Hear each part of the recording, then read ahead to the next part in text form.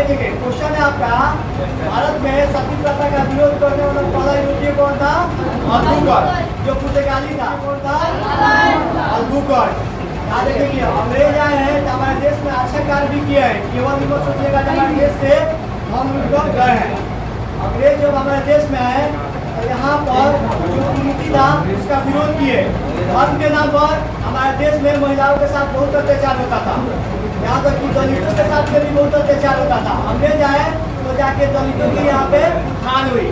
क्या देखेंगे क्वेश्चन है आपका, भारत में सती प्रथा का विरोध करने वाला पहला यूरोपीय कौन था?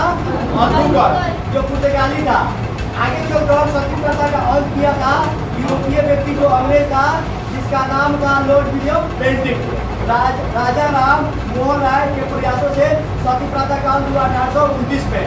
नहीं तो हमारे देश में महिलाओं को धर्म के नाम पे जला दिया जाता था। उसका पति मरता था तो जबरदस्ती उसको जलाया जाता था, चिता पर उसको बैठा दिया जाता था। जब उसका देश जलता था, छटपटाता था लोग तो मार लाठी और चिल्लाता था लोग सती माता की जय। ऐसा ऐसा कुंडी था, ठीक है ना। लेकिन वो सबसे आपको आज, ठीक है ना, सुधार दिया गया है। चाहे अंग्रेज हो, चाहे हमारे देश का संविधान हो, इस सब के माध्यम से हम आगे निकल चुके हैं। इससे महिलाओं को सीख लेना चाहिए और पढ़ लिख कर आगे बढ़ना चाहिए, ठीक है। आप सब बातें करते हैं हम पढ़ लिख कर आगे बढ़ेंगे ना। जो भी कोई टॉपिक आएगा हम आपको समझाएंगे, जो भी प्रेरणादायक टॉपिक होगा, ठीक है। अभी तो आपका यूरोपीय कंपनी चल रहा है, इससे बहुत कुछ आपको सीखने को मिलेगा, ठीक है ना। आधुनिक भारत के इतिहास से आपको बहुत कुछ सीखने को मिलेगा। याद जान लीजिए, बहुत सारे लोग इतिहास भगवत पे लिखवाते हैं और इतिहास को कहते हैं इतिहास यानी कि वीर कहानी है। अब गड़े हुए क्या लिखेंगे? इतिहास का मतलब है गड़े हुए मुद्दों को खाना। गड़े हुए मुद्दों को खाना नहीं, बल्कि धरती का अंदर छिपी हुई खजानों को निकालना है। इससे बहुत सीख मिलता है, ठीक है ना। बताइए आपको कितना सबक मिला कि नहीं मिला?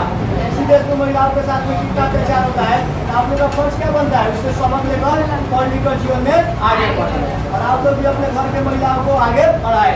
बाबा साहब ने बोला है कि किसी देश में यहाँ देखेंगे देश की उन्नति को मापने का सबसे अच्छा तरीका क्या है? वहाँ की महिलाओं की स्थिति को देखा जाए, किसी घर के परिवार की स्थिति को देखा जाए।